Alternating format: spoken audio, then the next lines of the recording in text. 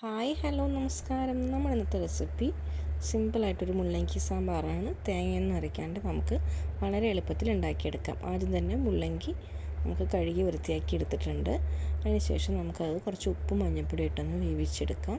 കുറച്ച് പരിപ്പ് നമ്മൾ വേവിക്കാൻ വെക്കേണ്ടത് കുക്കറിൽ. വെന്ത് വന്ന ശേഷം നമുക്ക് അതിലേക്ക് കുറച്ച് തക്കാളി, അതുപോലെ തന്നെ കുറച്ച് ജീരകം, അതുപോലെ തന്നെ കുറച്ച് വെളുത്തുള്ളിയും കൂടി ഇട്ടിട്ട് ഒന്നും കൂടി വേവിച്ചെടുക്കാം. പിന്നീട് ഒരു ചീഞ്ചട്ടി വെച്ച് അതിലേക്ക് കടുക് പൊട്ടിച്ചെടുത്തിട്ടുണ്ട്. അതിന് ശേഷം അതിലേക്ക് നമ്മൾ ജീരകവും ഉലുവയും ഇട്ട് കൊടുത്തിട്ടുണ്ട്. പിന്നീട് അതിന് ശേഷം അതിലേക്ക് കുറച്ച് വറ്റൽമുളക് കൂടി ചേർത്ത് കൊടുത്തിട്ടുണ്ട്. ഒരു സവാള അരിഞ്ഞിട്ടും ഒരു തക്കാളിയും കൂടി നമുക്ക് ഇട്ട് കൊടുത്ത ശേഷം അതിലേക്ക് കുറച്ച് ഉപ്പ് കൂടി ചേർത്ത് നല്ല രീതിയിലൊന്ന് വഴറ്റിയെടുത്തിട്ടുണ്ട്.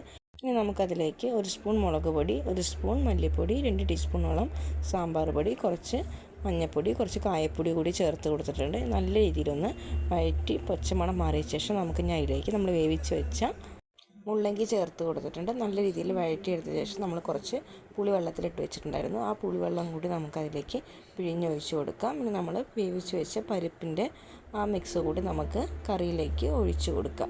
നമ്മൾ കറിയിലേക്ക് ഒഴിച്ച് കൊടുത്ത് നല്ല രീതിയിലൊന്ന് ഇളക്കി യോജിപ്പിച്ചെടുത്തിട്ടുണ്ട്.